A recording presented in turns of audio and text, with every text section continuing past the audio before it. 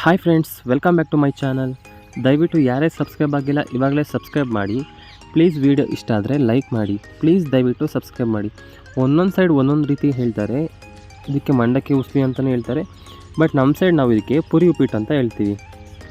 ಓಕೆನಾ. ಇದಕ್ಕೆ ಬೇಕಾಗಿರೋ ಇಂಗ್ರೀಡಿಯೆಂಟ್ಸು ನಾನು ಮಂಡಕ್ಕಿನ ಈ ರೀತಿ ತೊಗೊಂಡಿದ್ದೀನಿ. ಓಕೆನಾ. ಡ್ರೈ ಪುರಿನ ತೊಗೊಂಡಿದ್ದೀನಿ, ಮತ್ತು ಈರುಳ್ಳಿ ಸ್ವಲ್ಪ,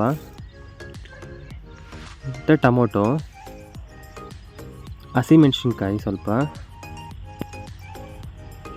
ಮತ್ತು ಕರಿಬೇವಿನ ಸೊಪ್ಪು, ಕೊತ್ತಂಬರಿ ಸೊಪ್ಪು ಚಿಕ್ಕದಾಗಿ ಹೆಚ್ಚಿಟ್ಕೊಂಡಿದ್ದೀನಿ, 1 ಟೇಬಲ್ ಸ್ಪೂನಷ್ಟು ಸಾಸಿವೆ, ನಿಮಗೆ ರುಚಿಗೆ ಎಷ್ಟು ಬೇಕಷ್ಟು ಉಪ್ಪು, ಮತ್ತು ಸ್ವಲ್ಪ ಅರಿಶಿನ ಪುಡಿ, ಮತ್ತು ಎಣ್ಣೆ. ಮೊದಲು ನಾವು ತೊಗೊಂಡಿದ್ವಲ್ಲ ಮಂಡಕ್ಕಿ ಪುರಿನ, ಅದನ್ನು ನೀರು ಹಾಕ್ಕೊಂಬಿಟ್ಟು ಸರಿಯಾಗಿ ನಾವು ಅದನ್ನು ನೆನೆಯೋಕೆ ಹಾಕ್ಬಿಡಿ. ಅದು ಚೆನ್ನಾಗಿ ನೆನೆದಷ್ಟು ಫುಲ್ ನೀರನ್ನ ಹೀರ್ಕೊಳ್ಳುತ್ತೆ. ಆ ರೀತಿ ಅದನ್ನು ಫುಲ್ಲು ಪುರಿ ಮುಳುಗೋ ತನಕ ನೀರು ಹಾಕ್ಬಿಟ್ಟು ಈ ರೀತಿಯಾಗಿ ಚೆನ್ನಾಗಿ ಸ್ವಲ್ಪ ನೆನೆಸಿ, ಅದು ಮುಳುಗುತ್ತೆ, ಅದು ನೀರನ್ನ ಅಬ್ಸರ್ವ್ ಮಾಡುತ್ತೆ. ನೋಡ್ತಾ ಇದ್ದೀರಲ್ವ, ಈ ರೀತಿ ಪುರಿನ ಚೆನ್ನಾಗಿ ಮುಳುಗಿಸ್ಕೊಳ್ಳಿ. ಅದು ಚೆನ್ನಾಗಿ ನೆನ್ಕೊಳ್ಳಿ, ಅದು ಸೈಡಿಗೆ ಎತ್ತಿಟ್ಬಿಡಿ. ಓಕೆನಾ. ಹಾಗೆ ನೀರಲ್ಲೇ ಚೆನ್ನಾಗಿರಲಿ, ಅದನ್ನು ನೆನೆಸಿ ಸೈಡ್ಗೆ ಇಟ್ಬಿಡಿ. ಆಮೇಲೆ ಮೊದಲು ಒಂದು ಬಾಣಲೆನ ಬಿಸಿ ಇಟ್ಕೊಂಡಿದ್ದೀನಿ. ಆಮೇಲೆ ಸ್ವಲ್ಪ ಆಯಿಲ್ನ ಹಾಕ್ಕೊತಿದ್ದೀನಿ. ಆಯಿಲ್ ಚೆನ್ನಾಗಿ ಬಿಸಿ ಆಗಲಿ. ಆಯಿಲ್ ಚೆನ್ನಾಗಿ ಬಿಸಿ ಆದಮೇಲೆ ನಾವು ತೆಕ್ಕೊಂಡಿರೋಂಥ ಸಾಸಿವೆನ ಹಾಕ್ಕೊಳ್ತಾ ಇದ್ದೀನಿ. ಸಾಸಿವೆ ಹಾಕಿದ್ಮೇಲೆ ಒಗ್ಗರಣೆಗೆ ಹೆಚ್ಚಿಟ್ಕೊಂಡಿದ್ದೀನಲ್ವ ಈರುಳ್ಳಿ, ಆ ಈರುಳ್ಳಿ ಕೂಡ ಹಾಕ್ಕೊತಿದ್ದೀನಿ. ಈರುಳ್ಳಿ ಹಾಕ್ಬಿಟ್ಟು ಎಲ್ಲ ಮಿಕ್ಸ್ ಮಾಡಿ ಚೆನ್ನಾಗಿ ಅದು ಸ್ವಲ್ಪ ಫ್ರೈ ಆಗ್ತಿದೆ ಅನ್ನೋ ಟೈಮ್ಗೆ ಸ್ವಲ್ಪ ಹಸಿಮೆಣ್ಸಿನ್ಕಾಯಿ ಮತ್ತು ಕರಿಬೇವಿನ ಸೊಪ್ಪು ಇವೆರಡನ್ನು ಹಾಕ್ಕೊಳ್ಳಿ. ಹಾಕ್ಕೊಂಬಿಟ್ಟು ಇವಾಗ ಇದು ಚೆನ್ನಾಗಿ ಫ್ರೈ ಆಗಬೇಕು. ಅಲ್ಲಿ ತನಕ ಅದನ್ನು ಫ್ರೈ ಮಾಡಿ. ಫುಲ್ ಗೋಲ್ಡನ್ ಕಲರ್ ಬರಬೇಕು, ಅಲ್ಲಿ ತನಕ ಅದನ್ನು ಫ್ರೈ ಮಾಡಿ. ಓಕೆನಾ. ನೋಡ್ತಾ ಇದ್ದಿರಲ್ಲ, ಇವಾಗ ಚೆನ್ನಾಗಿ ಆಲ್ಮೋಸ್ಟ್ ಅದು ಫ್ರೈ ಆಗ್ತಾಯಿದೆ. ಈರುಳ್ಳಿ ಸ್ವಲ್ಪ ಹಸಿ ವಾಸನೆ ಹೋಗಬೇಕು, ಜಾಸ್ತಿ ಫುಲ್ ಫ್ರೈ ಆಗಬೇಕಂತ ಏನಿಲ್ಲ, ಸ್ವಲ್ಪ ಫ್ರೈ ಆದರೆ ಸಾಕು. ಆಮೇಲೆ ನಾನು ಚಿಕ್ಕದಾಗಿ ಇಟ್ಕೊಂಡಿದ್ದೀನಲ್ವ ಟೊಮೊಟೊ ಕೂಡ ಹೋಗುತ್ತೆ ಹಾಕ್ಕೊಳ್ತಾ ಇದ್ದೀನಿ.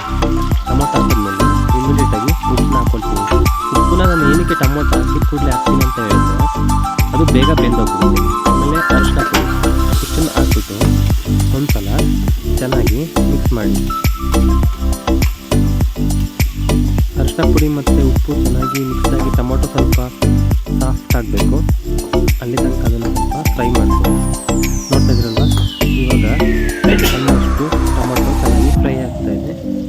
ಟೊಮೊಟೊ ಚೆನ್ನಾಗಿ ಫ್ರೈ ಆದಮೇಲೆ ಲಾಸ್ಟ್ಗೆ ಕೊತ್ತಂಬರಿ ಸೊಪ್ಪನ್ನ ಹಾಕ್ಕೊಡ್ತೀನಿ. ಕೊತ್ತಂಬರಿ ಸೊಪ್ಪನ್ನ ಹಾಕ್ಬಿಟ್ಟು ಇಮಿಡಿಯೇಟಾಗಿ ನಾನು ಗ್ಯಾಸ್ನ ಲೋ ಫ್ಲೇಮಲ್ಲಿ ಇಟ್ಕೊತಾ ಇದ್ದೀನಿ. ಓಕೆನಾ. ಗ್ಯಾಸ್ನ ಲೋ ಫ್ಲೇಮಲ್ಲಿ ಎತ್ತಿಟ್ಕೊಳ್ಳಿ.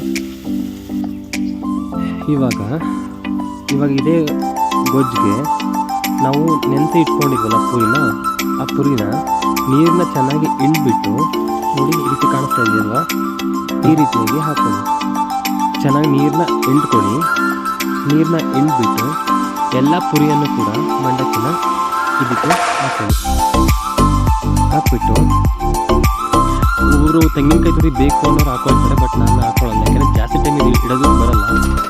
ಸೊ ಹಾಗಾಗಿ ತೆಂಗಿನಕಾಯಿ ಬೇಕು ಅನ್ನೋ ಹಾಕ್ಕೊಂಡ್ಬಿಟ್ಟು ಚೆನ್ನಾಗಿ ಒಂದು ಸಲ ಸರಿಯಾಗಿ ಮಿಕ್ಸ್ ಮಾಡಿ.